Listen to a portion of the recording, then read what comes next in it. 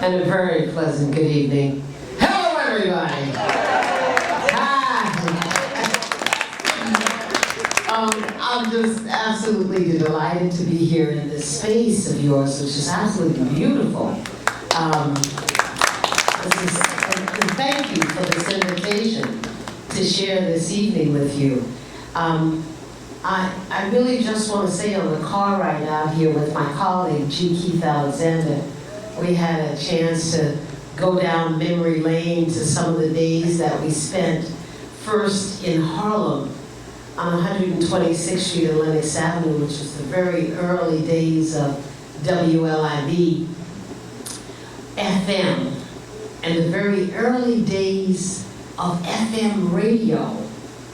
And when I look back and I think about those days, I can only think that we have 1 foot in history and 1 foot in today, because the technology has changed so much that we are getting our music from computers, and we're getting our music in iPods, and there's no longer vinyl records that we used to play when we were at the radio station. So I started on the block where I grew up on 126th Street. The building now is the building where the Red Rooster is, the restaurant downstairs, close by, attached. But Harlem has changed just as the technology has changed. And so the music has also changed. But there was something magical about the music of that time. And I can remember the different sounds that we used to play and celebrate. In the early days of WLIB FM, we used to say there was a different shade of black, gospel, a different shade of black, Latin, a different shade of black, jazz. You know, so we would play a variety, a total black experience and sound. So that's where it really started for me. And then I'll pass the microphone on. But we turned from LIB, which was FM radio, which was new and fresh and exciting, because previously we had AM radio. So that's where it all started for me. My turn. And again, we really appreciate you being here. And one of the things that we really want to do is kind of help everybody relive the magic, those glory days of radio, glory days of music, and the relationship that radio had with the community. It was where you really did celebrate the total black experience and sound, and we were reminded that our culture and our experiences were rich and vibrant. And back in those days, without hesitation, without apology, we really were black and proud. And we would celebrate what came out of that black experience. We helped people understand that there really were shades of black, but all of it was black. And we used to talk about it, and when we have conversations with each other, we still talk about the magic of radio. And we want to talk a little bit as we continue about what made radio so magical. And then we really want to open up for questions, because if we can have a dialogue with you, that's what will really turn this into an intriguing evening. And we'll have an opportunity to respond to some of the questions that are on your mind. And that'll make it even better. But radio really, there is a magic about radio. Radio operates in the theater of your mind. And whatever they say on the radio, you envision it. And you create an actual image. When I was on, even doing talk, sometimes I would play music and I would say, close your eyes and watch this. Because when you close your eyes, we get into the theater of your mind, which is one of the most dynamic theaters in the universe. And that was part of the magic of radio. There was personality radio. The people who were on the radio were like members of your family. There were people that you knew, people that you looked forward to hearing every day. And people really did. I mean, I remember that Ken Webb would announce the color of the day and y'all would actually wear it. get on the subway and everybody had on purple handkerchief, purple something. Say, oh, you were listening to Ken Webb this morning. But people enjoyed that. And see, one of the magical things about radio is that the men on the radio saw themselves, as Frankie Crocker used to call himself, the love man. And the men on the radio saw themselves as just smooth talking love man. And what was so magical about that is that men who were in the audience did not resent that. They identified with it, laughed with it. You know, and when Hank Spann was at, you know, the WWRL during the glory days of radio, RL was the major radio station on the East Coast. And there were people on the air that were just remarkable personalities. And, you know, when Hank Spann would say, put your foot on the rock, pat it, and don't you dare stop. People in the audience would just holler. You know, they would go with that. People really enjoyed, because see, it went from being a radio announcer, a personality, to a performer. And the people on the air in those days were performers. And you would listen to the radio not just to hear the music, but to hear the person who was on the air play the music, because they were very much a part of it. It was just a magical time. And one of the people who was part of that magic is G. Keith Alexander.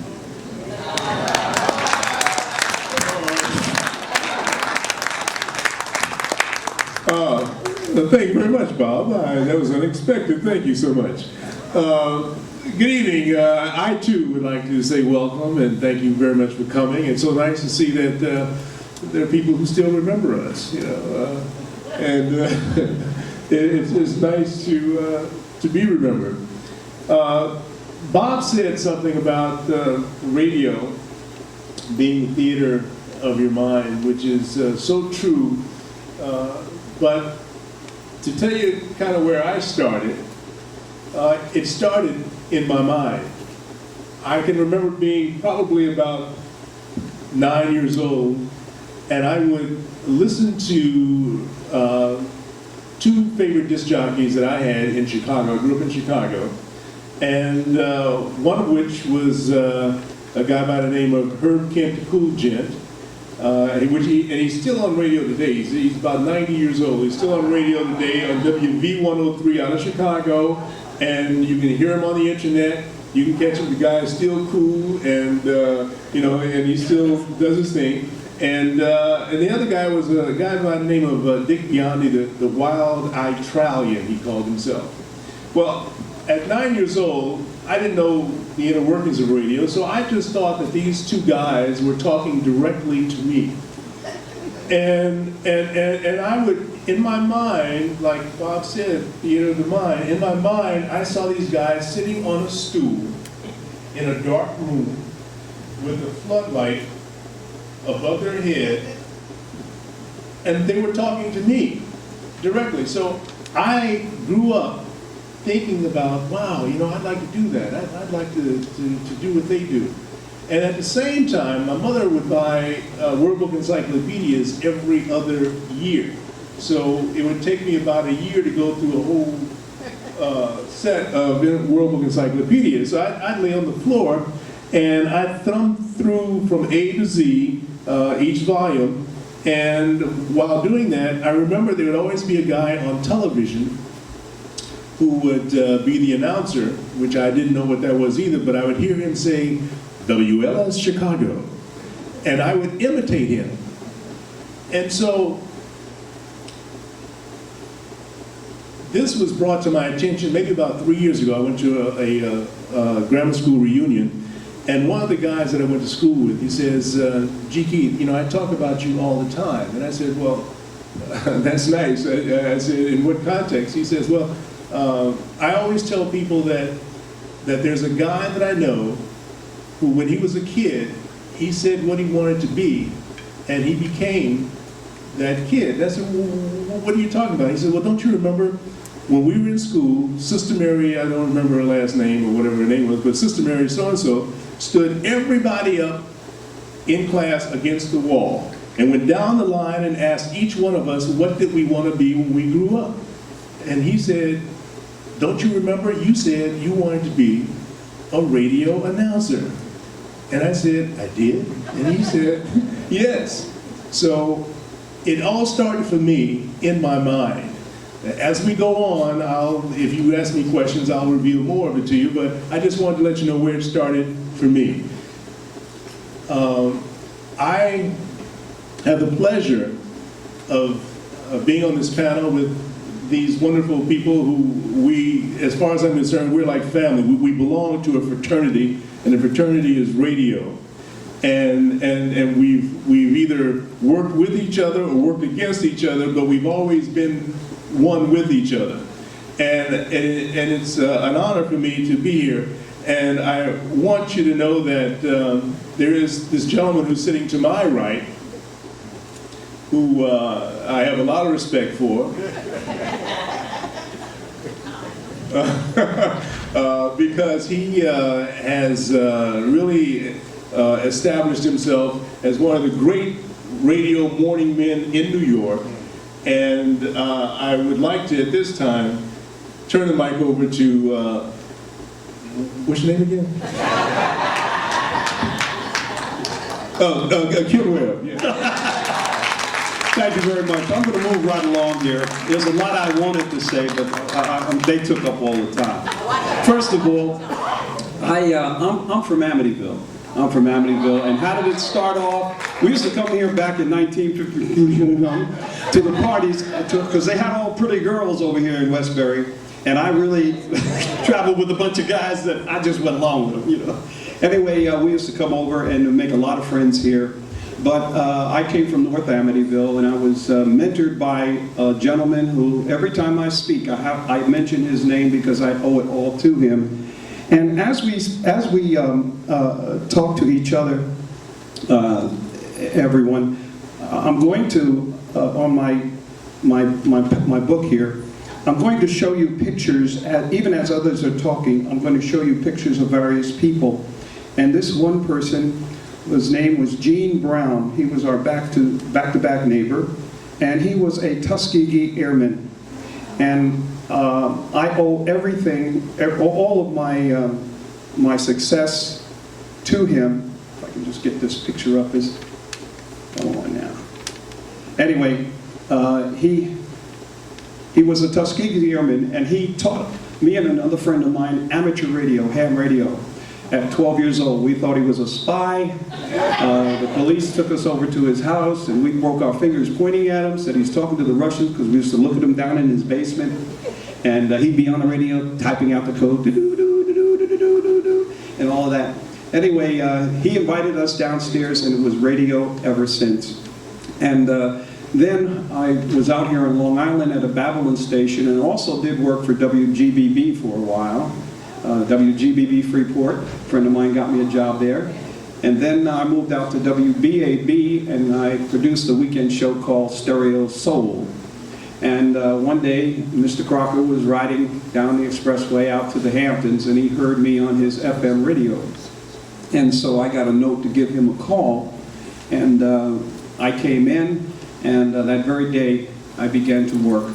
So my start in radio, I credit to Gene Brown, and somewhere along the line, I'm going to show you, get this picture up of him, because I owe everything to him. So that's how we got started. Next to my right, your left, is one of the guys who came up just a little bit after us and continued to have a profound impact on not only the R&B music and jazz that we started out with, but he came along and he worked in different cities. He worked down in Philadelphia and some other places. He now is my partner on Sirius XM. Those of you who have Sirius XM, we're on channel 49. You can hear myself on Soul Town. You can hear myself from 6 to 12 noon. And then right after that comes this gentleman to my right, Mr. Freddie Bugs.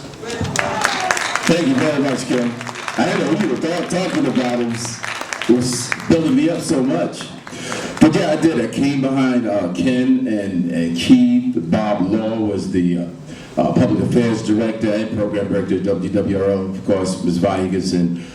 Before I was even on the radio, I was sitting, listening to her for hours and hours, and that was my motivation to do this. I got my first job, actually, it's now called being an intern, but I was really a gopher. I wasn't, legally, I wasn't supposed to be at the radio station. I would sit in the lobby, my cousin and I, he wanted to do radio at the time, and he chose another path. He chose engineering. He was one of the top audio engineers now over at CBS Television. I used to hang out with Gary and Bird and Hank Spann and Jerry Blunt, so Bob Law came into the fray, and Bob used to let me sneak in the station. Well, I would sneak in a little bit before Bob would come on for a show. And he would come back and look and go, yeah, okay. And he would go back and do the show, and the whole time he was on, I'm in the back in the room sneaking and playing radio, basically. And Bob would come in and listen, and he would say, okay, now you don't want to be your typical mamsy-pamsy guy on the radio. You got to think about something that you want to say. You got to give some type of a message, and watch your diction, and he would give his critique, and he would be off, and I'd labor away. I did that up until 75. I graduated from high school 73, 74. I did that up until 74, 75, and I got my first paying job, engineering, for Frankie Crocker at WBLS, where I worked along with Ken and G. Key. I had moved on and was doing great things by then. And I was Frankie's board op. I used to run his board and play the records. He would give the direction, of course. And I would sit there and look through the glass, and when I would mess up, get the occasional hiney spanking verbally, and the lessons that were learned. And eventually, Al Roberts was out for a time, and the late Hal Jackson called and asked if I was able to do the overnight show on the air, instead of just being an engineer. And I got on, and Ken Webb used to relieve me in the morning, would come on, oh, you sound pretty good now, you just got to tighten up on this and that. But I was 18 years old, so in my eyes, I was the greatest thing on the radio. Of course, I wanted to do that shift, and they brought someone else in to do the shift. It was heartbreaking. I went back to engineering, and time went on, another year and a half or so, and I put together a couple of tapes and sent them out, and went to Jacksonville, Florida to work at an AM station in Jacksonville, Florida, which is no longer there. A lot of the AM stations that program black music are no longer in existence, or in a multi-language format. And I worked in Jacksonville for about a year and a half. And the first couple of years in radio, you find yourself bumping your head and learning. I mean, I thought I was good enough to be on the radio in New York. But the guys would say, man, you got to go pay your dues. And I'm like, what do you mean pay dues, man? I'm on the radio. I've been on BLS overnight. I'm Frankie's engineer, Ken Webb, and G. Keith, and Gary Bird, and Bob Lord. And what I learned going away was that there are mistakes that you make when you're in a smaller market that you can't make in a major market like New York City, because it's so obvious. It could probably ruin your career. And I have seen other people get started in New York and bump their head, to coin a phrase, and really, very good talent, and really wreck their career. And not that I bumped my head, but there's some things politically you just don't understand about a job. You gotta learn you could do the job, but you gotta learn how to work the job. I did that for a year and a half in Jacksonville, on to Washington, D.C. for about 8 or 9 months. At WNJR, which is an AM station in Newark, New Jersey for many, many years, until the 90s, until I made my foray to FM, again, 98.7 Kiss FM doing part-times. And I was looking forward to being the evening guy, and that opportunity didn't present itself. But another opportunity came up, gave me a chance to be in radio management at Power 99 in Philadelphia, where I was assistant program director, music director. And that was a nice 4.5-year run. And back to New York at Kiss FM for a year and a half after Ken left to go back to WBLS. And because there's a lot of, yeah, absolutely. And I learned why Ken left, and I went where the money was in '76 to WBLS. And a couple of years ago, he left BLS to go back to Kiss because that's where the money was. And so it's been a very been a pretty good career, but I was fortunate. I was fortunate in that I had some great mentors. I learned from some great people, and that's something that I never took for granted. And a lot of those teachings have guided me and still carry me to this day, even through being at 98.7 KISS FM after KISS to Signal was given over to ESPN and the changes. Now I'm back at WBLS again. But you know, you learn as you go along and you draw from the experiences that you have. And once again, I was fortunate to be, which is great to be on this panel because these are all the people who have helped to mold me as I went along. So I have to thank you guys as well. You're welcome. I'll take the check. Right now, I'm not the moderator, but is it a question, Doc? Is it a question? Yeah, well, I would first of all ask Mr. Balboa, since he's on the panel and he is the main individual here that has experience in AM radio, what you would say was the difference between AM and FM radio? Let me just say this though. And we talk AM and FM is AM sounds like this and FM sounds like this. But let me just say this. Bugs mentioned being at NJR. And I want you to be clear about the significance of black radio. The leaflet says the impact of black radio. And if we can walk real quickly through a little bit of the history and the significance. You know, black radio was one of the two most influential institutions in the black community. The two most influential institutions in the black community, the black church and black radio. And WNJR, a little small AM station in Newark, New Jersey, is where the campaign to turn Martin King's birthday into a national holiday began.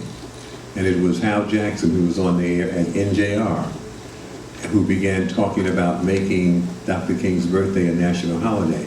And people in Newark first, and people who were listening to NJR began to do whatever Hal asked them to do, signatures, petitions, in order to turn Dr. King's birthday into a national holiday. And one of the reasons that people were willing to support it was because a disc jockey asked them to do it.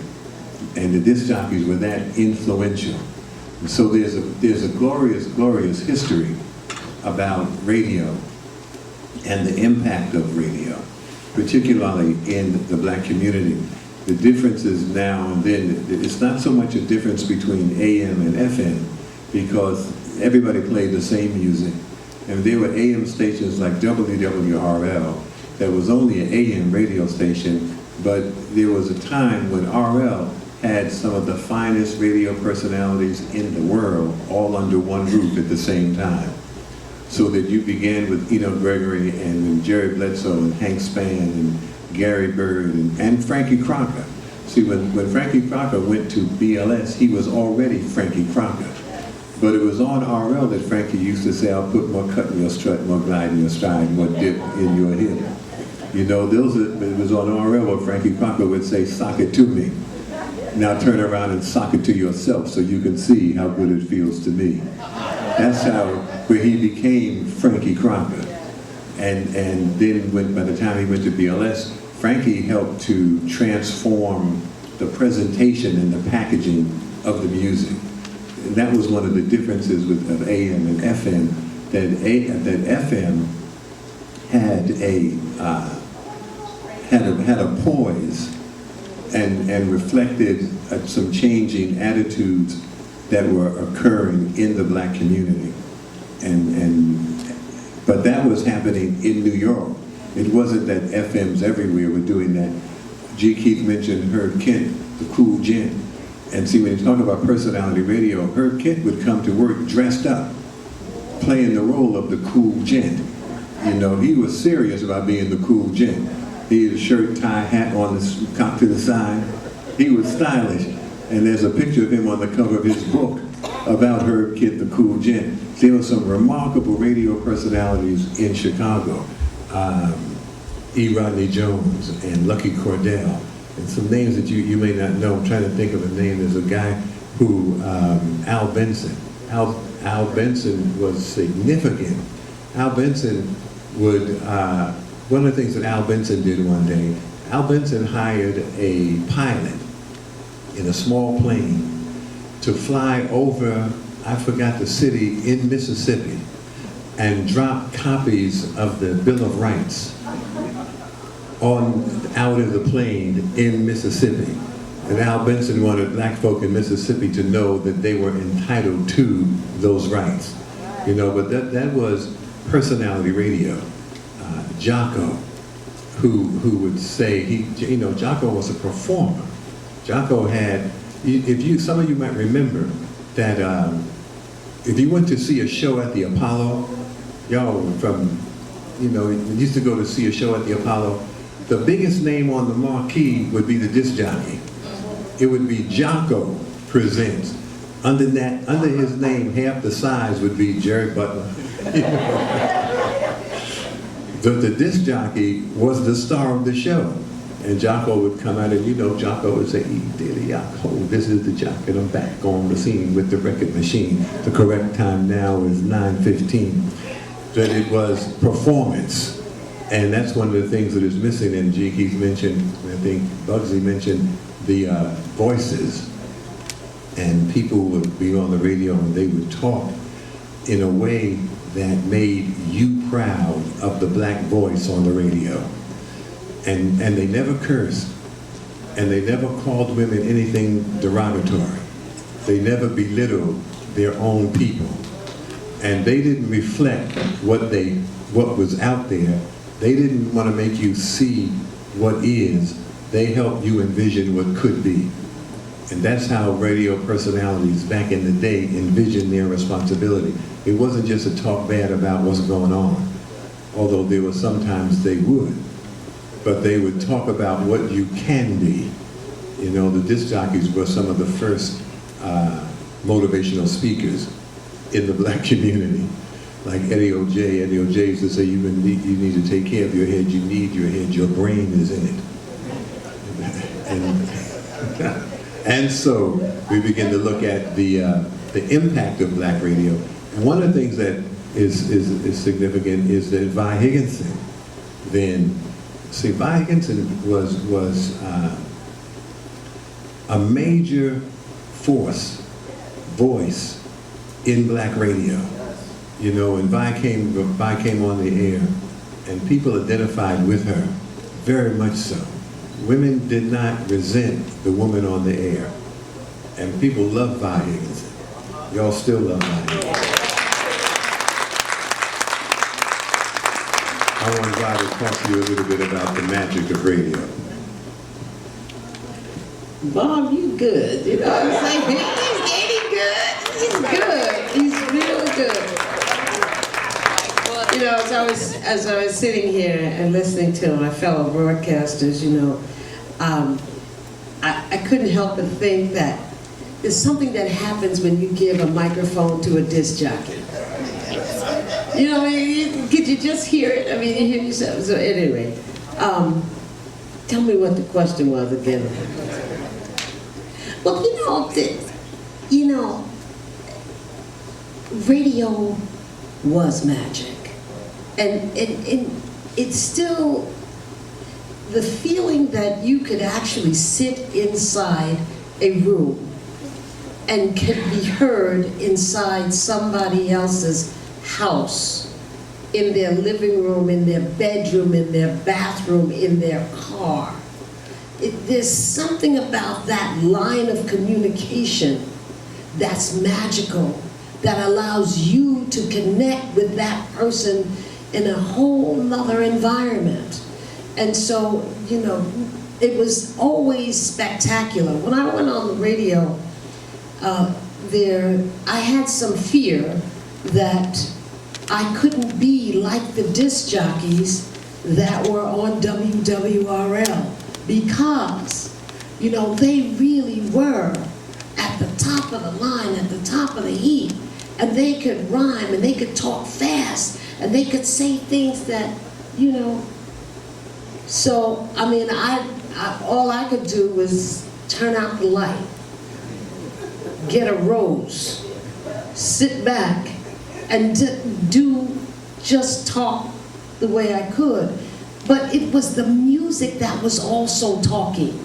And so if you had a mood that day, or if you thought that you wanted to hear somebody like Billie Holiday that day, or you wanted to hear the spinner, that you could actually go and pick the music that would suit your mood. And my job, I always thought, was to set the mood, to set the tone, to set the day on the dial, and hopefully say something that would make a difference in your life. That was the motivation, and that was the magic. And when that happened, it just inspired you to do more. I'm really grateful for the opportunity to have been part of that magic. That was a magic time. The whole time was magic. Everything about it. The shift from WLIB FM inside the black community, and then moving downtown, and Frankie Crocker's magic. We used to call him Black Satin because he was smooth, you know? And I heard Sissy Houston and Whitney Houston say, if you want to be the best, you have to learn from the best. And at that time, I don't know if you remember G. Keith, because when I got there, G. Keith was there. And Frankie sat us down. And Ken Webb, you remember this too. By the time we got downtown, that's when Ken Webb joined BLS, and it changed from WLIB FM to WBLS. And Frankie Crocker had a vision. And he sat us all down, and we were young and stupid. But it was an important thing he said to us then. I don't mean stupid in that way, but I mean we were not enough to believe in his vision. He said, I want you to make me the best program director in the United States. Anybody remember that? I remember. You remember that? You don't remember nothing. No. Huh? He was. You do remember that? Don't you remember that? And that seemed worthy, because he wanted to be the best. And our job was to help him be the best. And so that was a magical time. And he became the best. He became number one. And BLS became number one. And we enjoyed that magical time. Yeah, thank you very much, Bob. I wanted to ask Mr. Ken Webb this question, because it was mentioned about the color of the day. And I also was reflecting on bonus hours and some of the other creative ideas that you came up with. Some people have the impression, and it's been said sometimes, that program directors rule with an iron hand and so forth and so on. But I see a lot of creativity that came from your show and the input that you had in it. Could you elaborate on that, please? Well, yes, there were things we innovated, but at the time, we were trying a number of things. I know I was. I tried Black history. I tried everything black you can name. But the thing that stuck was the color of the day. And of course, the thing that everybody asked me about are my twin boys that my wife and I had day before Valentine's Day. And I'm going to briefly run through this story because it's an exciting one. My wife and I, we took off to the hospital on February 13, 1974. And as soon as we got there, the boys were born. I watched them come in the world. And they came in nice and smooth, everything was cool. And then it was about 11:30 they were born. And then a little after 12 o'clock, the doctor said, well, you might as well go home. I mean, there was nothing to do. It ain't cool. So I went to my father's house and we started drinking. As soon as I told my father we had a set of twins, which was, we didn't know we were going to have the twins, he woke up in the morning and he says, that calls for a drink. So we went to the closet, pulled out the Chivas Regal, and we started drinking. And then it dawned on me I had to go to work the next day. So I called up Frankie. I said, Frankie, look, I can't come to work today. My wife had a baby. He said, well, you didn't have the baby, did you? I said, no, but I got to get back to the hospital. Ken, look, I got nobody to replace you, so you're going to have to come in. I said, but I've been drinking. So he said, well, we all drink. So nothing I can tell you, you got to get in. So I went in and I have a tape that my aunt made, because I forgot to make a copy of it. my aunt who lives in Queens made a tape of that morning. And that morning, I ain't gonna paint it, I was high as a Georgia pine. That's what my father used to say. And I went on the air, and all you heard was double dose of Baby Blue. We were playing Barry White's Baby Blues, and the color of the morning was baby blue. So that was the story. But I'll share more of that later. I just want to run through some things here about the personalities, and I think we have to mention their names. We've got story about all of the people I'm going to mention. There are years and years of story on each one. In this picture here, on the far right, is Hank Spann. Put your foot on the rock and pat your foot, and don't you dare stop. Bob got it down. And then we have in the middle a white fellow. His name was J.D. Holliday, but his real name was Paul Zarcone. And he sounded more black than most of us on the air. And thus he fitted well. And the other one is Vaughn Harper, all the way to the right, to your right. Another one is Enoch Gregory. Bob, you mentioned Enoch Gregory, the Dixie Drifter, WWRL. We have to bring his name up. And all of these people here, we all, I know I did, I picked up things from them. Like Freddie said, you know, on the air, we were fighting, but when it got off the air, we would all sit around and have lunch, dinner. Remember we had a singing group at La Martinique? It was really nice. And this is Bob Law with glasses, looking a little bit more intelligent. Back in the 1970 some odd intelligent. See him sitting over there? That's him. Is that his afro? Yeah, he had a whole lot of hair then. Okay. And another one, Mr. Jeffrey Troy. Jeff is still around. He's doing very, very well. We picked up a lot. Jeff was one of those guys in the afternoon that could come in and do a morning show, 10 to 2. He could do any kind of thing. And from Jeff, we learned to be professional on the air. Wouldn't you say that he was always professional? He always did the proper thing. And that's what I picked up from Jeff. Here is, on the far right, is Don Early Allen. I think you hired him or something like that, didn't you? He was in the morning very well. And all the way on your right is Bobby J. He went on to make fame at CBS FM. And here is two program directors. One is Sonny Taylor, who used to be out here on Long Island and then moved into New York. We lost him a few years ago. And of course, Hal Jackson, we lost him, what, last year? And we'll talk about his role in radio a little later. This guy here, does anybody know who he is? Take a guess. Who? That's Freddie Bugs right there. Look at the old evil. And then we have Jeff Troy in the middle, and up to the far right is B.K. Kirkland. Now, B.K. Kirkland is a program director right now. He's one of the guys behind the scenes have really taken care of our programming, involving music and so forth. And there's a lot of these guys that have contributed so much to the business, but their names are not out there like ours is. This one here, we mentioned him. To the far right, Jerry Bledsoe. Yes. And we lost Jerry a little while back, and we got stories about Jerry. My first time I went on the stage of the Apollo Theater, Jerry said, "You got to dress better." So he took me across the street to Ronnie Holly's, and I bought a suit just like his. Anyway, that's Jerry Bledsoe. And finally, this one here, last one. This is Chuck Leonard. You remember Chuck Leonard, ABC? After Chuck died, I went to a funeral of, get this, my grandmother's first cousin died.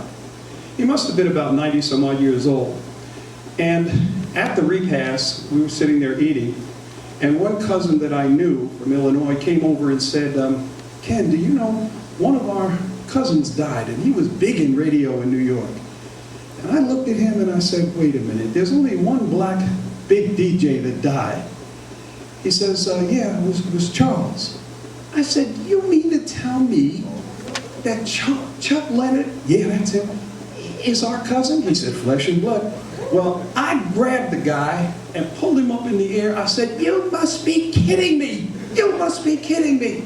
He says, "Yeah, that's Charles, he's our cousin." Chuck Leonard was my cousin, and I never knew it. And we worked hand in glove a lot of times. And Chuck was a professional. He was the one who worked at a number of different stations. Whatever the format was, Chuck could adapt to it and do more. So that's all basically. And of course, Gary Bird, one last one. Gary Bird. Gary Bird, we're going to be mentioning these people's names a little later on. And Gary Bird was really the first on-air, extensive, intelligent rapper. Huh? Well, I'll tell you why I didn't have a picture of Bob. I'm going to tell the story just for that. When I first got to WBLS, I'm from Amityville. You know, I don't know nothing about these city folks. But the girls were pretty, okay? And I was in the office, and Vi came out and went down the hallway, and I stuck my head out, and then Frank got right in my ear and said, "Webb, don't even think about it." And I didn't either. But anyway, Gary Bird, when we get into rapping and everything, I'm sure Freddie Bugs is going to cover some of that. That Gary was one of the guys that raised the intellect level, the Gary Bird experience all night long. This guy, he is probably, even though I'm younger than a lot of these guys, I look at them as my mentors. Gary Bird is a mentor of mine because he prepared so much to be on the air and present his program. So that's it about personalities. Ken Webb, everybody. Let me just, I don't want this to gloss over. You know, Kenny Webb, I was a program director, so I had to learn the science and the mechanics of radio. Sometimes there are people on the air doing some wonderful things and they just do it. They don't even know how significant what they are doing. When Kenny Webb was doing the morning show, Kenny did some things in the morning that morning shows did not do, and as a result, they began to do it as part of the standard morning show format.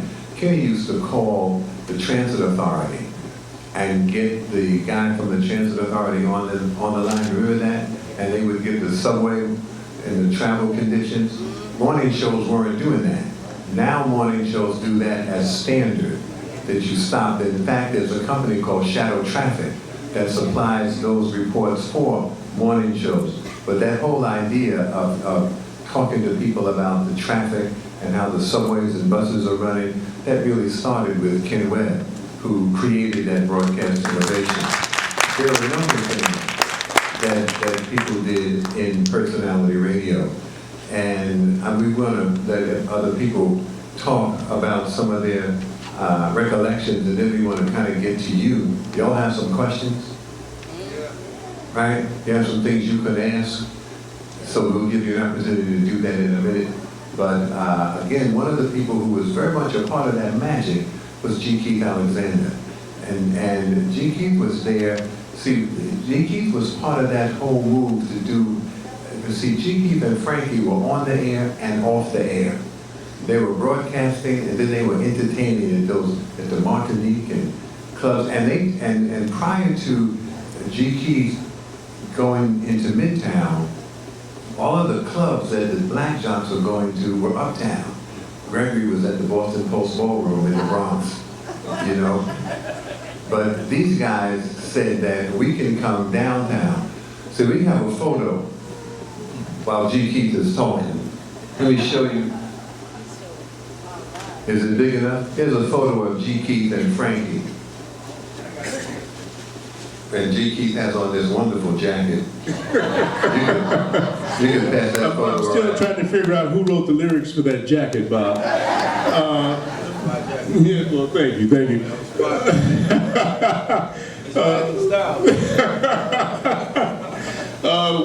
What Bob is alluding to is that prior to Frankie and the whole WBLS scenario, most folks partied uptown and partied in the Bronx and maybe even in Brooklyn. And it was WBLS that, with the, you know, we used to say the beautiful people. WBLS helped bring people downtown where the men wore suit and ties and the women wore nice dresses and nice outfits, and we considered ourselves to be the beautiful people.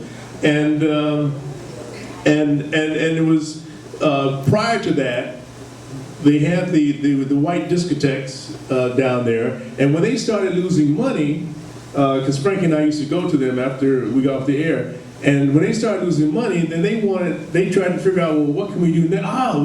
Black promoters. We'll give the clubs to black promoters, and so the black promoters and in concert with the radio station, because we promote them and they buy the time on the air, we started helping people to migrate downtown, and so black people now became more familiarized with being in Midtown Manhattan. And I'm telling you, there was a time during the 80s where we took over all the clubs. You know, we had all the clubs smoking, and it was just a great time. Now, one thing I want to say about, they spoke about the disc jockeys at WWRL. I've heard it say that the guys at WWRL, and those are the guys that you know, I stand on their shoulders. We do, because you know, they actually kind of had something really great going on. They were considered like the Temptations of radio. Okay, I mean, they were fly, they were cool, they had everything. They had the great cars. They looked good every place they went. And these guys really kind of set the standard. Now, when Frankie left, and he left WWRL and he went to WMCA, which was a general market radio station. He worked there for a while because he could, the type of music that those guys were playing, they couldn't say the same things that Frankie could say. They didn't have the same attitude that Frankie had. So Frankie brought a different flavor to WMCA. And then it was when Harry Novick, who owned WIB AM and FM at the time up on Lenox Avenue, he wanted to transform his radio station, so he brought Frankie Crocker from WMCA into WIB FM. Now, at the time, Frankie didn't want, although Frankie's background and his experience had been, you know, I call Eddie O.J. Uncle Funky or Motormouth. That was my affectionate term for him. But Frankie didn't want to bring that kind of radio to WBLS. Frankie wanted us to be a little bit more sophisticated. He wanted us to kind of help uplift the population, the black population. And not that it was anything bad with what the guys at WWRL were doing, but Frankie just had a different flavor. He didn't even want to run the same type of commercials that ran on AM radio. He had them, if they submitted a commercial, he'd have them take the commercial back and redo it.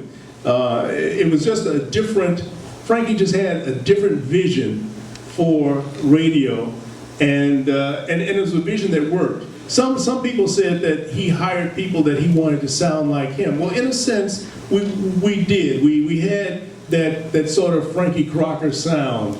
Of course, when he first hired me, well, when I say Frankie Crocker sound, meaning that, you know, it was more of a sophistication, it was more of a, rather than being, well, he used to call me up sometimes because I was laughing too much on the radio. He didn't want me to laugh as much as I did. So he'd call me up and he'd, you know, tell me to stop laughing, but I couldn't stop laughing. That's who I was, having fun. I was a kid having a good time on the radio.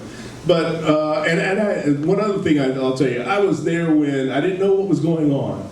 But I remember Frankie drove downtown. He used to always drive, he had his Rolls Royce, so we'd always, he and I would always get in the Rolls every night after work. And he drove me downtown to a recording studio. And we're in the recording studio, and they had a large speaker on a stand set up in the middle of the studio, and another speaker over here in the studio. And Frankie was talking to the engineer, and Frankie came back over to me and he says, "Listen to this." And all of a sudden I heard WBLS. That was the birth of the giant. Frankie came up with this concept to have this sound that ping-ponged from speaker to speaker. And I didn't know what was going on. It was above me. And then we brought it back to the radio station, and it became part of the signature of the radio station. Then I understood what was happening. But it was a magical time, and radio to this day, I feel, and Bob stressed this quite a bit, the radio DJs of yesteryear were more performers, and he talked about Enoch hiring an airplane. Well, back in those days, disc jockeys had all sorts of publicity stunts, all sorts of things that they would do to bring attention to the radio station and bring attention to themselves. Nowadays, I feel as though radio won't allow that type of performance from the DJs, because somebody, I'm not going to mention his name because I love him, but a programmer back in the 80s came up with the concept, more music, less talk. So when the more music, less talk came in, I'm not going to mention his name. All right, Ken will mention his name. He came up with more music, less talk. So that sort of killed it for the radio star. You know, you couldn't be yourself anymore. Let me just say this: we don't want to get too serious, and I want to hear from y'all, really. But more music, less talk came from white consultants who came into black radio in order to minimize the power and impact, because white disc jockeys could not imitate what black disc jockeys were doing. So that white consultants would advise black owners to eliminate what gave them their compelling power on the radio, and to create a format that white disc jockeys could imitate. And there were a number of black owners and some program directors who bought into that and started doing more music, less talk. But when you said more music, you didn't mean more minutes of music. You meant more variety. You wanted to hear Marvin Gaye, but you also wanted to hear John Luciano. And see, there were broadcasters who didn't understand that. And there are black managers and program directors even now who still don't understand it. And they think that you meant less minutes of talk, but they never fully understood how much you thoroughly enjoyed the personalities who were on the air. I remember that people used to, when Frankie Crocker was on WWRL, people used to rush home to hear Frankie come on the air, when he would come on as the seventh wonder of the world, with Agent 00 Soul and all of the stuff that he would talk, glide in your stride and dip in your hip, and all the things that Frankie did. And then when he was at WBLS, people wanted to, if you didn't hear his whole show, you wanted to hear him go off the air. When he went off the air with James Moody. And everybody was singing, "There I Go, There I Go." So there's a whole lot of other things that really happened in radio. With all of that, we just need to tell you one serious thing, though, that you need to be aware of. With all of the power and influence, WBLS is out of business. WBLS is forced into foreclosure. And now WBLS is white-owned. And one of the reasons that WBLS went into foreclosure is the same reason that black radio stations all over the country are going into foreclosure. There's about 4 black radio stations that have gone out of business in the last month. 2 in Houston, 1 in Milwaukee. The reason that black radio stations are going out of business is because they can't pay their bills. They don't have the money. And one of the reasons the reason they don't have the money is that the ad agencies refuse to pay WBLS what it was entitled to based on how well BLS performed. They have a thing they call a minority discount. So when the salesperson from BLS goes into an ad agency and they would say, "My spots cost $100 a spot," the ad agency says, "We'll give you 80 or 75, take it or leave it." And they said that you were not listening to WBLS. Now, 2 lawsuits have proven that Arbitron, the ratings company, was lying. There's a lawsuit that Cuomo won when he was Attorney General. And there's a lawsuit that the sister who was Attorney General in California won in March of last year against the same company, Arbitron. And both of those lawsuits proved in court that Arbitron is giving out incorrect information. The language of Cuomo's lawsuit was very strong. He said that Arbitron is willfully and knowingly giving out false information that is causing the financial demise of black radio. The ad agencies refuse to spend money on black radio. They refuse to spend money in black media. And the reason that they are comfortable is because they are not taking BLS for granted, they're taking you for granted. They know that even though you don't hear commercials on BLS, which is the station that you love, you continue to buy McDonald's, Kraft Food, Revlon, Nike. Nike acknowledges that young black men are the driving force behind their success, not only as buyers of sneakers, but as global trendsetters, because young black men buy Nike, young Asian men buy Nike, young Latino men buy Nike. Nike acknowledges that young black men are the driving force behind their success. If black women were to stop buying Revlon products, Revlon would go out of business. But Revlon does not spend money with WBLS because they can count on you. They are taking your dollars for granted. It's one of the reasons that in an effort to stabilize what's left of black radio, we have just announced a Black Spending Power campaign that started Monday. And another time, maybe I can come back and talk about that and how you participate in that. But the problem, it was never content, it was never format, it was never they didn't play enough hip hop or they played too much hip hop. When WBLS delivered, black radio is the most efficient buy in advertising. If you spend money on black radio station, you know that black people are hearing your product. If you want to sell Afro Sheen, put an ad on BLS or RL. If you put it on WABC or WMCA, there'll be some black people listening, but you don't know how many. But if you put it on BLS, you know that you're talking to your target audience. Black radio is the most efficient buy, but they still do not get paid what they are entitled to based on how well they actually perform.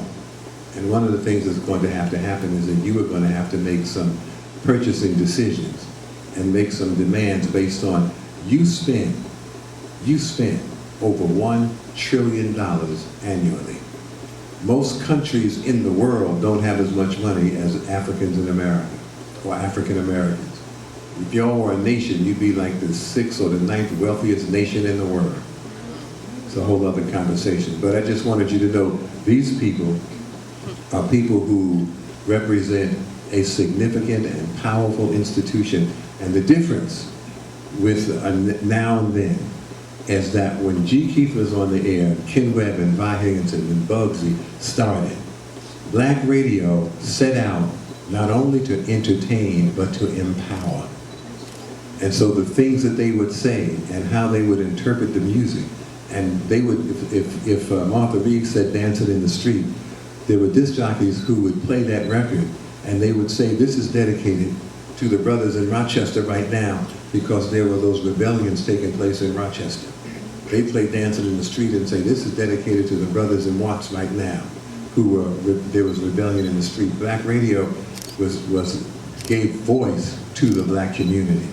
And that is what is so essential about black radio. And these people who were on the air and see, they not only, as I said, when you would listen to G. Keith, we'll get him to use his radio voice, and you listen to G. Keith, you would be proud to hear him talking, because he was representing us, and he made us proud. When you would hear Vi on the air, Vi was soft, smooth, and people could identify with that and love that, and that was important. The vision that Frankie had was that let's begin to present another image of black people. And it was and his idea was that it would be an empowering image. It was a tricky road to travel, because if you are black radio and you give up your blackness, then you become one of the 72 radio stations in New York City without anything unique anymore. And when you were black radio, you had a compelling power. There was some value in being black and in being black radio. But I want G. Keith, but y'all need to come to the mic. And yes, we're going to do that now. Just one thing real quick before I turn it over to Bugsy. back in those days, radio DJs were what would be equivalent of, you look at the Jay-Z's and all these big hip-hop guys have gone on to influence people with clothing and influence people with the liquor and all that stuff. Back in the days, the disc jockeys were the ones who were the influencers. They were the ones that told you where to go, what to buy, come on, join us tonight. In fact, so much so that, not to blow my own horn, but Frankie's not here to blow his horn, there was an article written either in, I can't remember, it was either New Yorker magazine or New York magazine, where they called Frankie and I, it was about both of us, they called us the Pied Pipers of New York. And that's what, but they only used us as an example. It really pertained to everybody who was on the radio at that time. We were all Pied Pipers. Nowadays, to me, I don't think folks run home to listen to their favorite DJs anymore. I don't think people have that same emotional tie or emotional bond to radio anymore. So those days are gone. I'm now going to, as things come up in my mind, I'll mention them. But now I'm going to give it to Fred Buggs. I just want to say that was great. Bob is great with the history of radio. I mean, in fact, you should see his film. He has a documentary. The documentary is called Saying It Loud. And when you see that film, maybe one day he'll come back and play the whole thing for you, or you can, he'll tell you where you can buy it or whatever. You really should see it because it gives you the history of black radio and what has happened and what has sort of made black radio go silent as opposed to days of yesteryear. So with that, here's Fred Buggs. What was so incredible about WBLS at that time was that AM radio couldn't be heard everywhere. You couldn't hear WWRL or NJR out here in Long Island where we started to move to Westbury and the Roosevelts in the late 60s, early 70s. And when WBLS came on the air, it was an opportunity. It was the first time you had any funky music on FM that you could hear all over the tri-state. I remember BLS at the time going through similar problem getting advertisers, because around the time sitting in the lobby at RL, I used to hear the general manager complain because the account executive had a hard time getting Macy's to buy airtime on black radio because they felt black folks don't shop at Macy's. And what happens now with some of the folks, the advertisers, what they'll do, they'll go, well, we'll buy FAN 1010 Winds and CBS AM and CBS FM because we can get that 20% of that black listenership that's there. I think that in many respects, a lot of managers at some of the stations now have learned the art of getting that business, and it's still a rough road to hoe, if you will. But the most important thing to remember about that time, and we were all there, was that it was I call it sophisti-blackness of us all, where we didn't have to be at the BYOB club. Like, we could come downtown and it was black folks going to Wall Street and everything during the 70s. As that time moved on, hip-hop became more relevant. A lot of people didn't like it. A lot of our own folks didn't like it. A lot of black radio didn't. I did a panel at St. John's, and there was another guy on the panel named Mr. Magic. And everybody was calling Mr. Magic an idiot for playing that silly rap music and everything else. And I said, well, hey man, you want me to intercede and speak up for you? He said, no, I got it. And he spoke up for it, he stood up for it, and he was the guy to really play rap music on the radio. And I mean, from paying for his own airtime at a radio station that used to be a paid-for radio station, WHBI, it's now a Spanish station. You guys started HBI? Yeah. And he started there, and eventually Frankie heard about him when KISS became a competitor in the marketplace. Frankie grabbed Magic and put him on WBLS, and this was 1982, and put Magic on WBLS.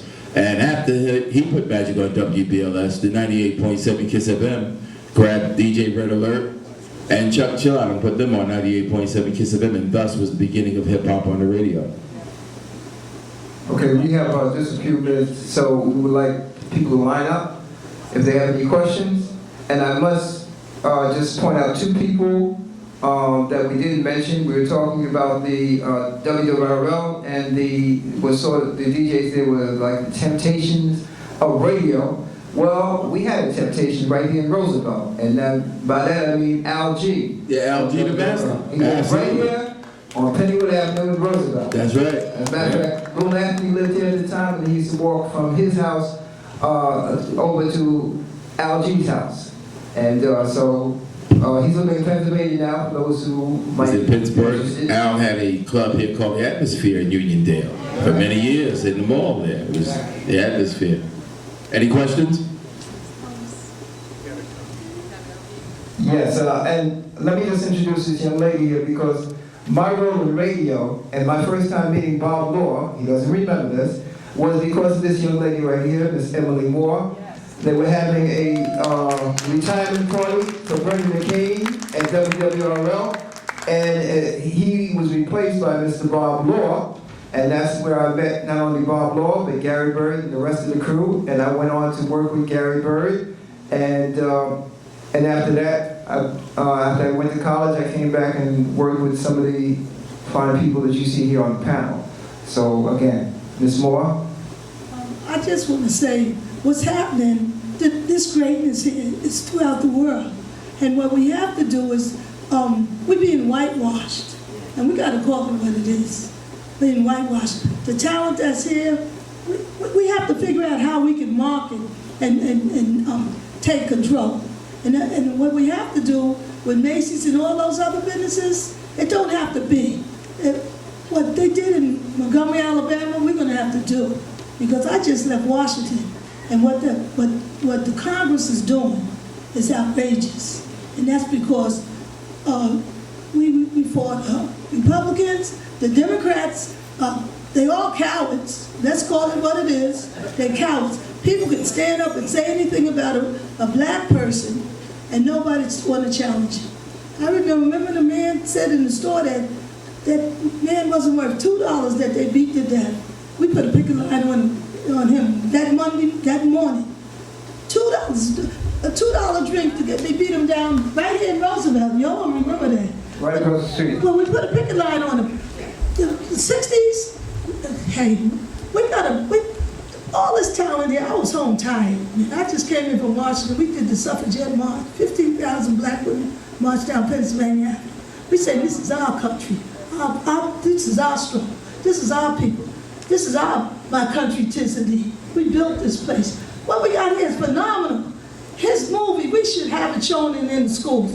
You should have the DVD so we can buy it. We have to market what we have. And if we got to do door to door, like, what was the Nation of Islam with the paper. We got so much power. We don't have to. I got to run all over town to find Amsterdam and all these other places if I don't order it back to my house. You are history. This is powerful. I was tired, but when I found the fly at the school and I said I have to get here. I'm 71 years old. I done seen all of you. But it's so much. It's in our hands. We can't give up. The struggle is a lifetime struggle. And what y'all doing here? This brother's documented it. There's places where this story have to be told. But we have the money in our community, just like they said we build the children's dollars. All of y'all have to write your book, you have to put your DVD together, and you have to start marketing. And then there's people out here buying this stuff. See what I'm telling you? You have to, and all of you worth over $1 million.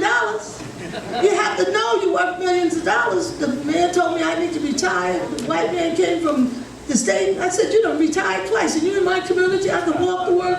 You want me to retire? Not help educate my children. You see what I'm saying? This is what's happening. And white down south, you see this library here? People say, oh, we're not supposed to have this. I said, this is what we're supposed to have. We come from kings and queens. We got all of that from y'all. We used to come in, take bus roads into Barbary here. How do people here, like this brother, they shut down the school, these kids, and everything in the 60s. We got to go back, we got to take back what's ours, because first of all, what's happening in Washington is because they already know our greatness. They know this. Can you imagine what's sitting here today? We're hanging up in the Not only on the panel, but in the audience. Okay, David, Mike. How you doing? My name is David Cotton. I was brought up in this community, and I have two questions. One is a historical question. I'd like to know about inner city broadcasting and the affiliation with WLIB, our, and WBLS. That's one for the panel.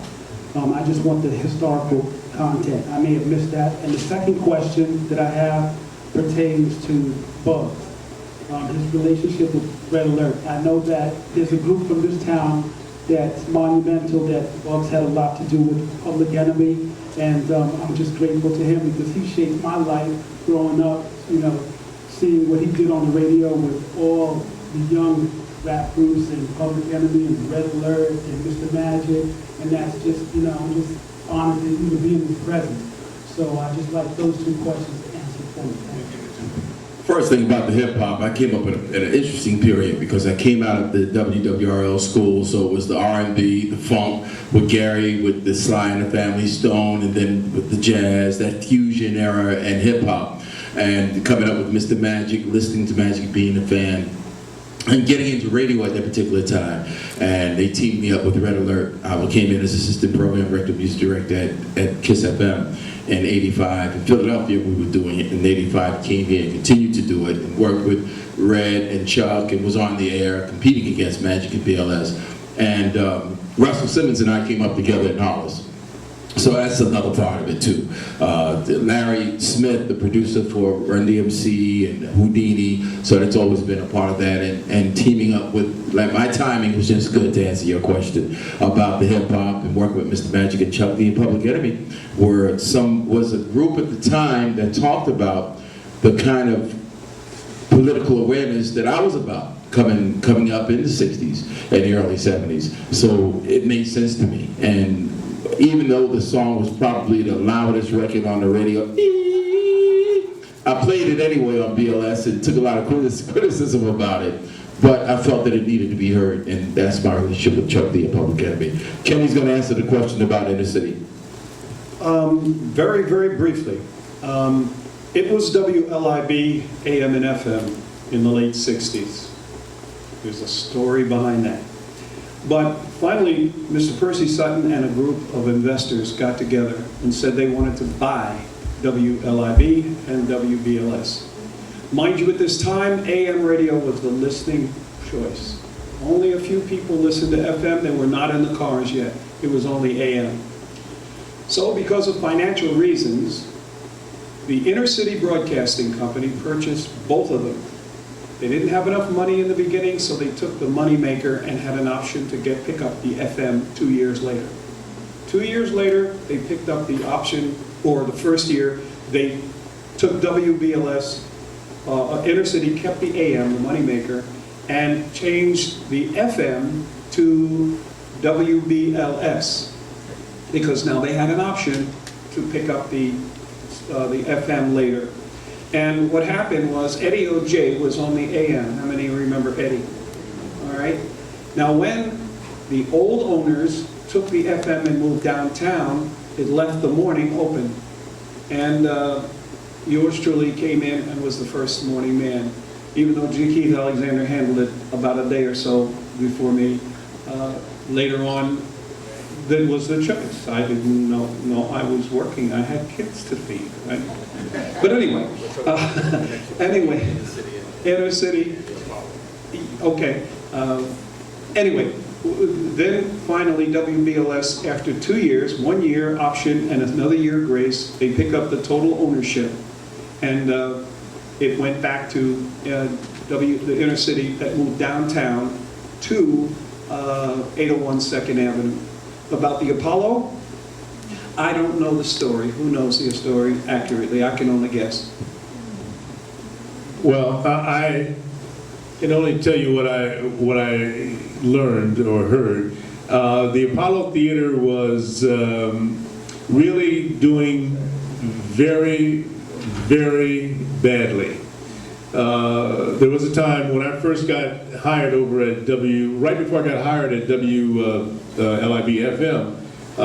I used to sell 8x10 glossy pictures like this of the stars that were on stage in front of the Apollo Theater. And the management would come out and chase me away from in front of the theater, along with my partner at the time was a guy named Al Collier. He was the guy that mentored me. And they'd chase us away from the front of the Apollo Theater. We'd run around the back and we'd catch the people coming out from the back of the theater, and we'd sell pictures to them. So anyway, I got hired at WBLS, WLIB-FM at the time, about maybe 3 months later, and then I found myself being hired by the Apollo Theater to be on stage to MC the Temptations and Spinners show. So now, we got the Apollo Theater. So now, after that time, the Apollo starts doing really bad and going into disrepair, and at one time, the Apollo Theater closed up on 125th Street. It was just closed.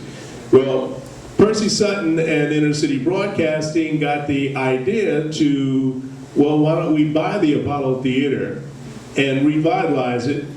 And he also then put in TV cameras and went in partnership with Time Warner, and they put in TV cameras and everything. And I remember the day Mr. Sutton said, he always he never called you by your first name, he always called you by your last name. Mr. Alexander, come in here, I want to show you my TV cameras. And he showed me the TV cameras and the whole bit and everything. So now the Apollo then started with the Showtime at the Apollo. Showtime at the Apollo began and became quite popular, and it was shown nationally across the United States. And then something happened. Someone came in with a concept similar to Showtime at the Apollo. In some kind of way, there was some finagling done, and Mr. Sutton lost control of the Apollo Theater, and then the foundation, that they had to create a foundation. Charlie Rangel and some people, in order to try and save the Apollo Theater, they created a foundation in which Mr. Rangel and some other people from Time Warner and Mr. Sutton, they became part of the board to try and help save the Apollo Theater. And then some other stuff happened where somehow there was money being mismanaged, and Percy Sutton lost control of the foundation, and they got him off the board, and they got Steve Ross died, who was the guy in charge of Time Warner. So all that, the Inner City lost control of the Apollo Theater. They still have a foundation now, but it's no longer affiliated with Inner City Broadcasting. Good evening. The question was asked by Mr. Robinson, how did you folks in radio motivate the people that you spoke to on the air? My question is to Bob. I think you should be the one to really tell how you motivate on the radio. You had Agenda 2000, and how many people did you speak to each and every night that you could fill planes full of people, taking them away to have speakers that motivated the people? And I'm talking about hundreds of people, because I worked for the agency that he booked the flights on. So could you tell us, how did you motivate these people every single evening?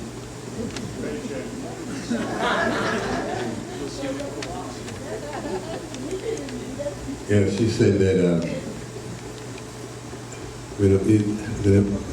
it was black radio. Black radio was a powerful, influential force. And the people who were on the air had the confidence and the trust of the audience because of our ability to connect and resonate with the audience. So that when I did Agenda 2000, I was saying, and see, Night Talk was my show, and Night Talk was the first nationally broadcast black call-in show in the country. Michael Basin and everybody who's come after that came on the shoulders of Night Talk. They will never say that. They will have you believe that they fell out of the sky and just created it based on their own talent. Black radio, however, exists in an environment. There was a black consciousness movement that black radio was a part of. And so you could say things. See, there are black radio stations in New York City right now that won't allow you to say black.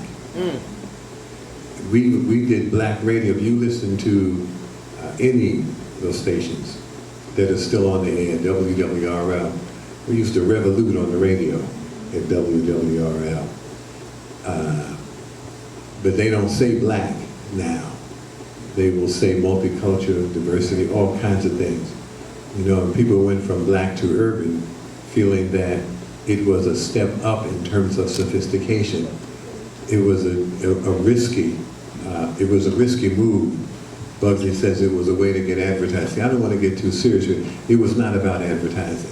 There were black people who didn't want to be black forever. And it was an emotional decision, because if it was about money, then you would have said that we own the black consumer market. And since we own the black consumer market, that's where you have to come to get this money. The black consumer market is one of the most vibrant markets in the world. It was not about money. People said we want to go because we can get more money doing it that way.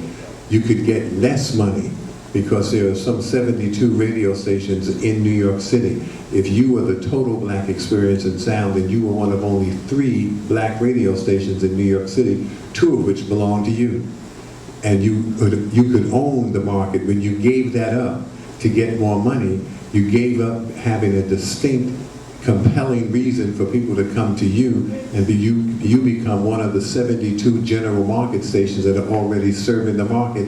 You can't possibly make more money by competing with 71 other radio stations when you own the market between it was Novak and Sonderling who owned those radio stations, and they owned the black consumer market.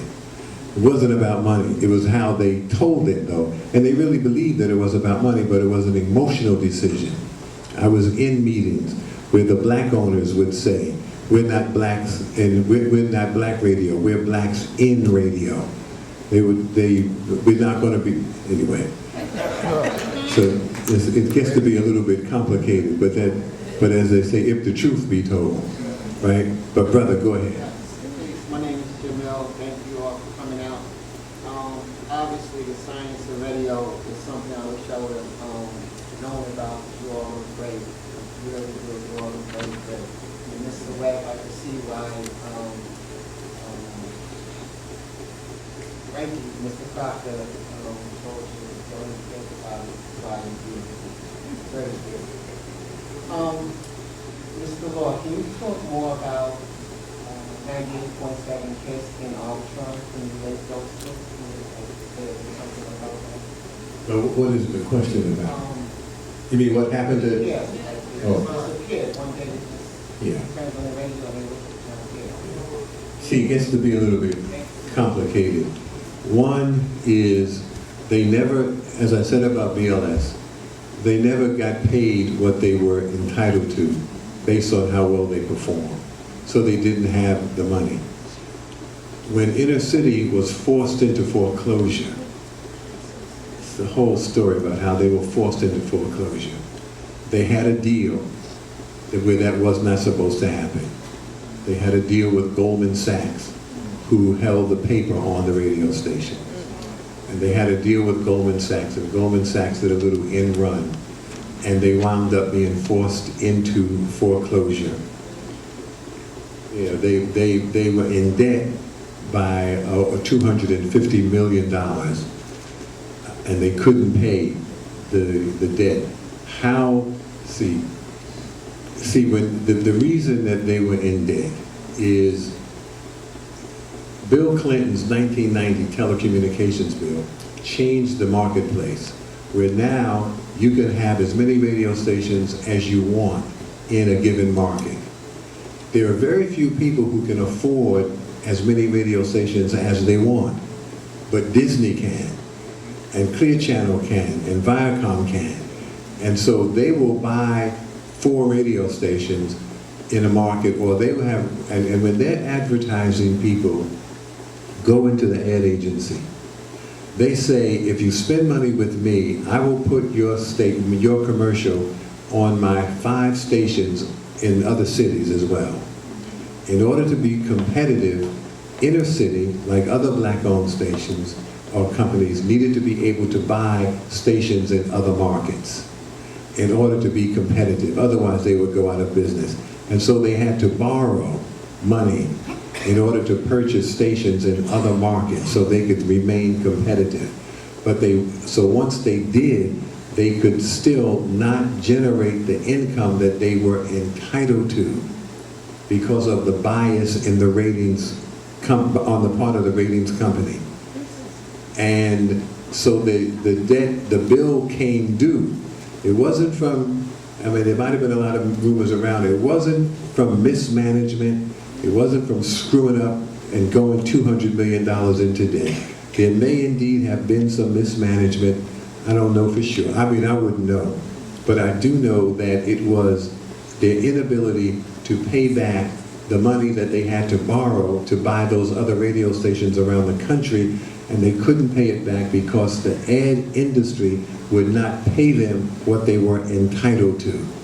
And that's why we use the term that they were forced into foreclosure. And so KISS was part of the whole arrangement. There's a move to marginalize black media. The FCC has currently launched a campaign, I think maybe Monday, where they are giving FM broadcast license to Native American tribes. And it is targeted specifically for Native American tribes. And we are not able to get the FCC to address black media specifically. And that's all part of, G. Keith, somebody, or Bugsy mentioned the station that you came up on that is now Latino, and that's part of the move around the country. Black radio stations all over the country are going out of business, and the license is being given to Latino broadcasters. And, right, so there's a move to marginalize black media because of how significant, how important that voice actually is. And KISS was just part of the whole grand scenario. The people who own KISS didn't lose anything. They took the KISS format, KISS folks, put them on BLS, including Open Line. They put Open Line on BLS, but the same people still own it. The only people who went out of business was the stockholders who owned inner city broadcasting. That's the only company, the black company is the only company that went out of business. I just want to say real quickly, there's something else here. Bob touched on it a little while ago, but there's something else here that's even more important. What's happening right now, if you notice, as Bob stated, black radio and the black church, two very dominant forces for information and for motivation in our community. Well, if you notice, since black radio stations are now targeted and going out of business for whatever reasons, it's a grand scheme of things that people are now saying. Republicans are trying to change the landscape as we know it politically. So if you can't, if there are no black radio stations to get the information out to the black community, then they have a open hand to kind of do what they want to do, or suppress voters' registration, suppress all the things that the information that we normally would get from our black radio stations around the country. Well, I think, and a lot of people think, it's a grand scheme to put black radio stations out of business, as many as they can, so that the information is no longer disseminated to us. And I'll just say this, I don't dislike the guy, I have nothing against him, other than the fact that when Michael Powell, the son of Colin Powell, when he became the person in charge of the FCC, that was when Clear Channel and all these other companies were able then to gobble up all the radio stations they could. It used to be a time if I got fired, or Bugsy got fired, or Vi or Bob or Kenny got fired from one radio station, we could go across town and work for the other radio station. But if they owned all four of the black radio stations, or all four of the radio stations in the city, and if they fired you from one of their stations, then that's 3 radio stations you couldn't even go to. Yeah, so, so I think, there's a lot of people think that it's a grand scheme going on right now. Good evening, everybody. I'm glad you're here. I don't mean to be redundant, but I have 2 questions. One for, I guess, Mr. Law on the advertising situation. With the existence now of iPods and satellite radio and almost much on satellite radio, does that somehow make it better for the advertising situation, or does it make it worse? How do you mean the advertising situation? Like as far as people listening to the radio and then advertising on the radio versus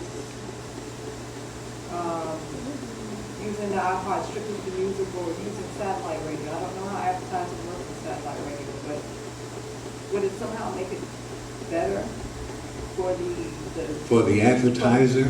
From my studies, I remember advertising is how the radio stations make their money, right? Correct. Well, yeah. I'm not sure. Satellite operates on a subscription, so you pay $12.99 a month. So that's how they make their money. Most of the music channels are there are no commercials. There are commercials in some of the talk channels and some of the other content on there. What it does, the iPod and the iPad has what the iPod and iPad has done is allow radio stations, terrestrial stations, if you will, to say to the personalities, well, you don't need to talk that much because you're competing with an iPad or iPod. And it's just the opposite. If you programmed all your own music on the iPod, you still want somebody in the middle to tell you what the heck is going on and what's playing. So, yeah, I mean, it doesn't do anything for, it just widens the playing field about it. I think your question about the impact it has on advertising is no, it does not make that much of a difference in terms of how advertising dollars are allocated. Advertisers are spending money on alternative media. They do spend money on alternative media. Even on Twitter and Facebook, people spend money. But so the advertiser is still able to reach their audience, but by using alternative media. But the research actually says that the alternative media is not taking them as effectively into that consumer market as traditional media. And there's some reasons for it. People, the time spent listening, but it has not really affected, it's not a benefit for radio, for commercial media, but it does allow advertisers other avenues to reach their target audience. It does do that. Thank you. And my next question is, whatever happened with Mrs. Carol Ford?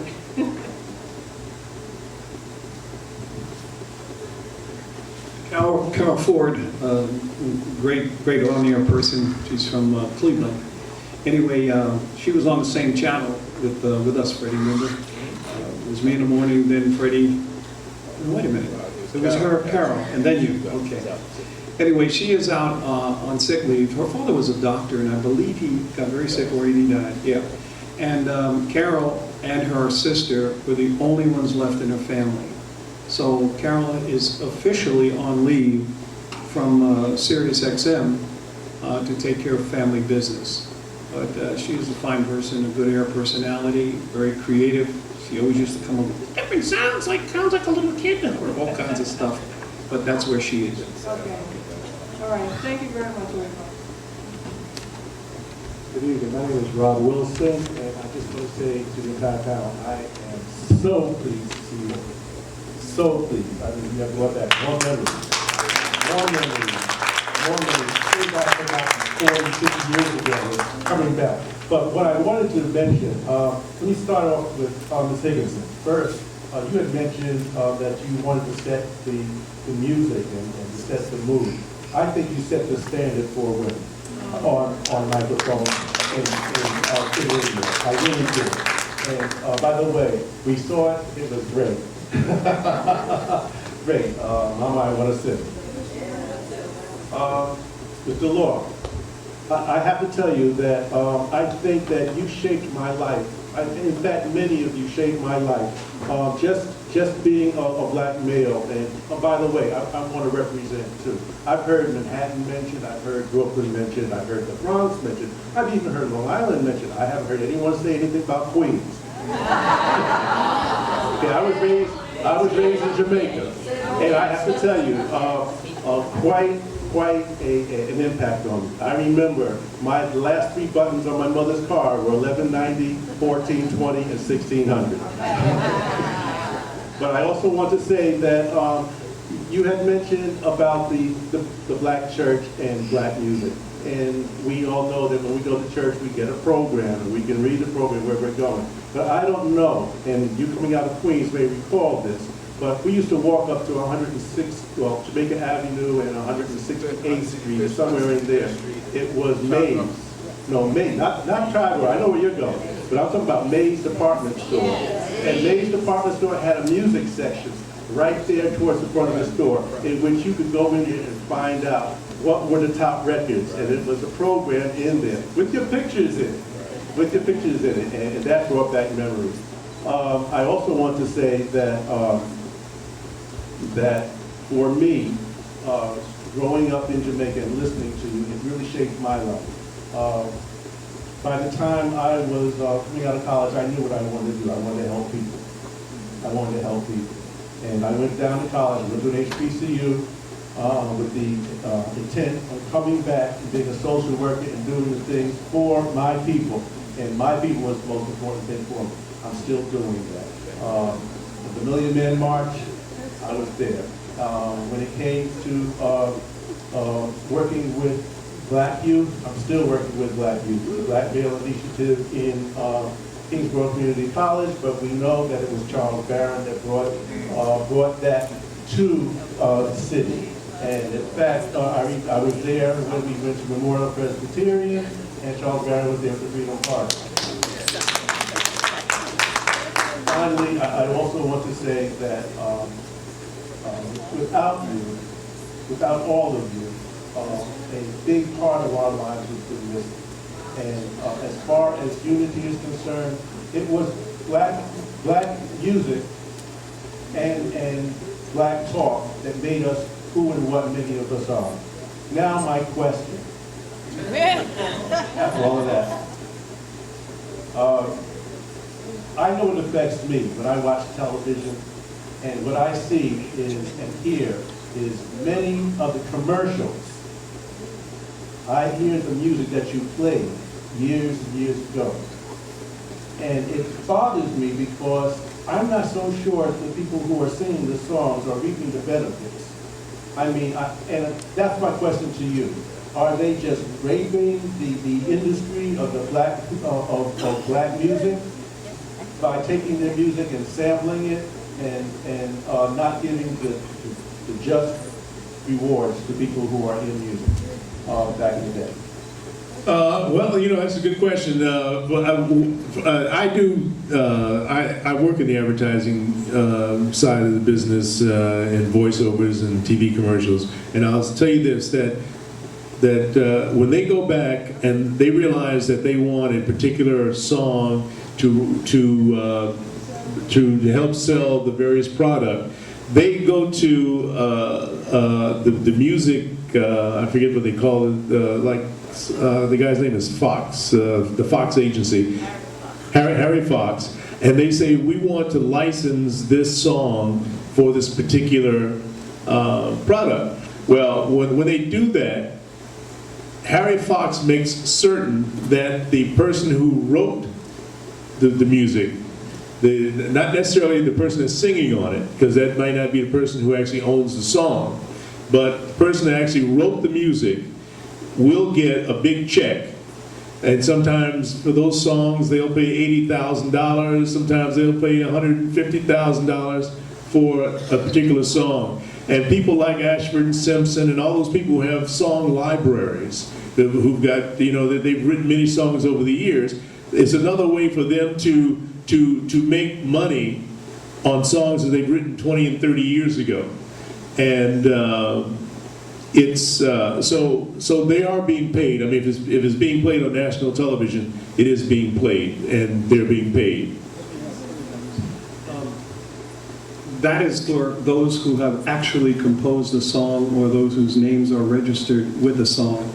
However, the music business makes music available in any desirable form, whether it's sheet music, whether it's a cassette, whether it's a 45, whether it's 33s, whether it's digital CDs, cassettes, well, they were sold.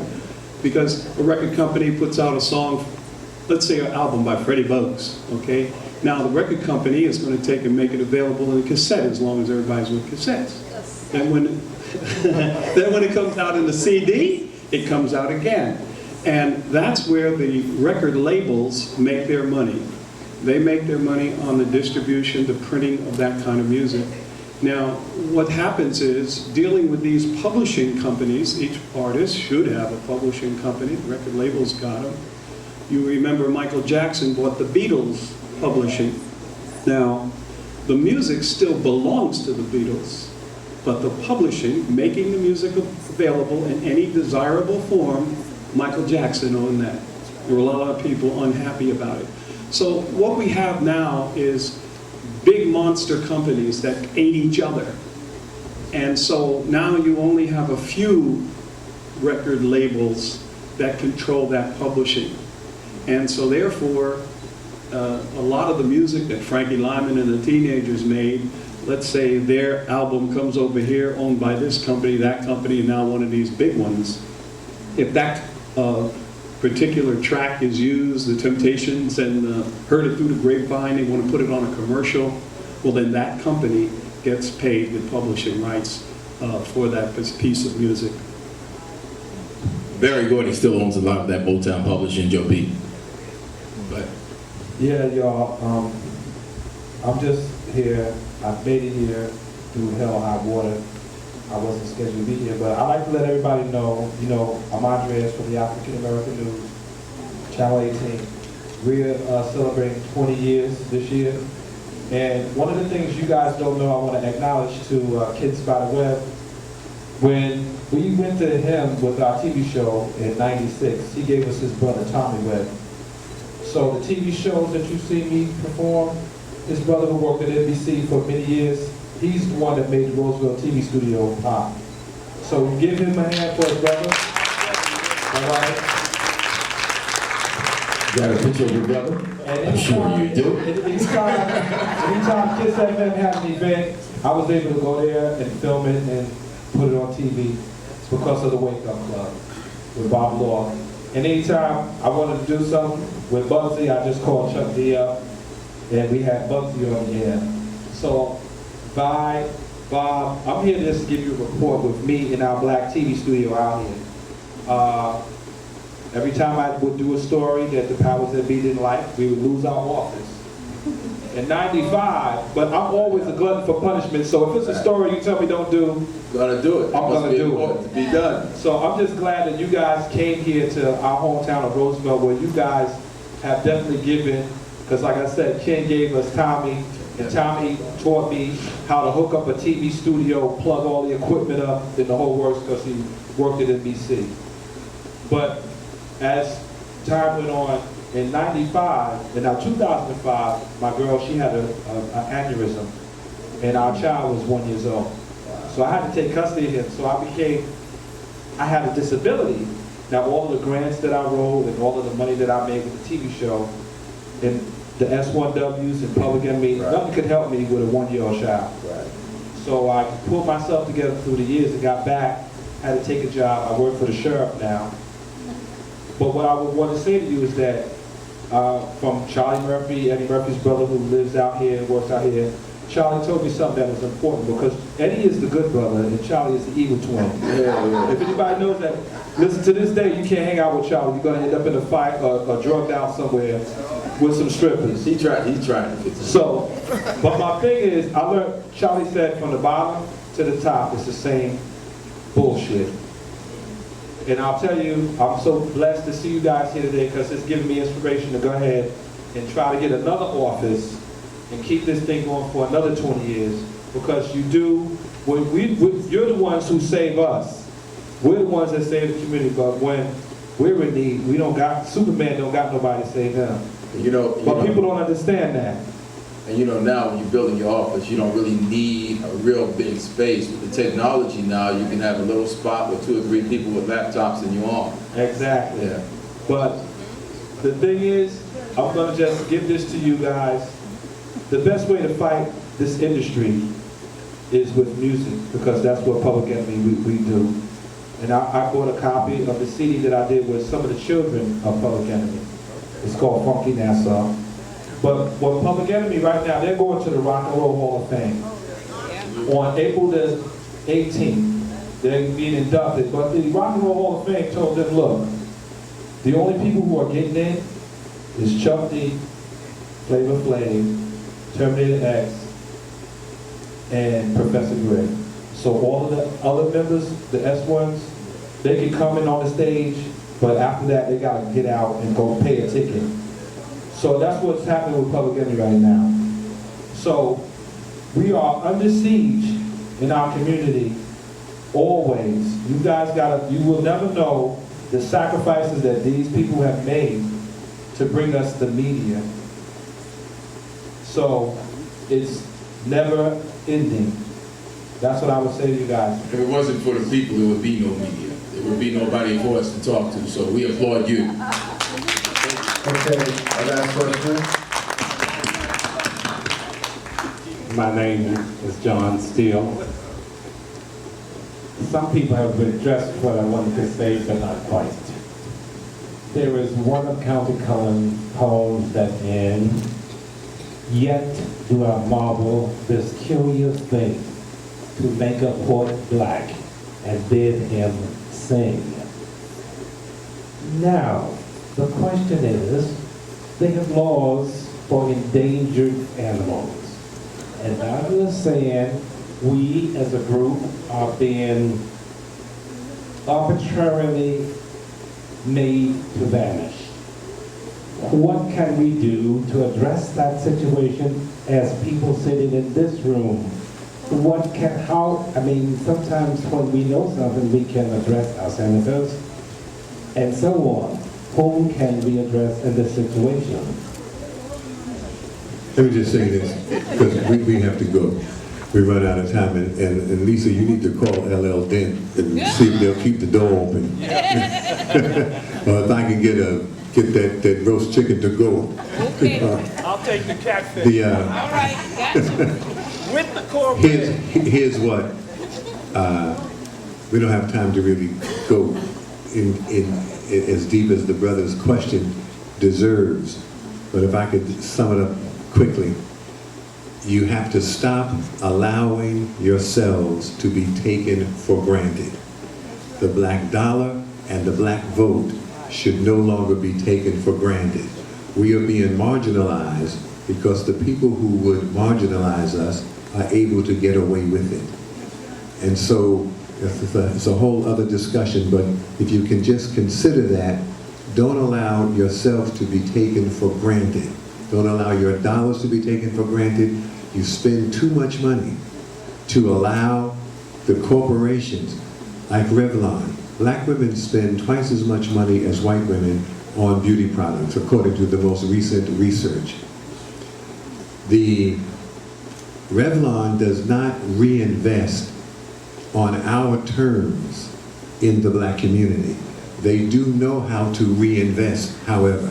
They built a breast cancer research center on the campus at UCLA. They know how to reinvest in the community, but they are taking us for granted, our money and our votes. It's another conversation, but let that be the formula that you kind of work through in your own mind. Don't allow yourself to be taken for granted anymore. Don't let your dollars be taken for granted. Make demands based on who you really are. People with dignity understand that governments and political parties work for the people. Frantz Fanon pointed out in his classic study, The Wretched of the Earth, that ultimately a government gets the people that it deserves. And finally, the people get the government and the leadership they deserve. The condition of our community and what we tolerate might very well be us getting what we deserve because of what we tolerate. Don't allow yourselves to be taken for granted. And I'm prepared to come back and talk about that. And as I used to say in the 60s, I'm prepared to come back and make it plain. We have to go. We thank you all. Thank you for being here.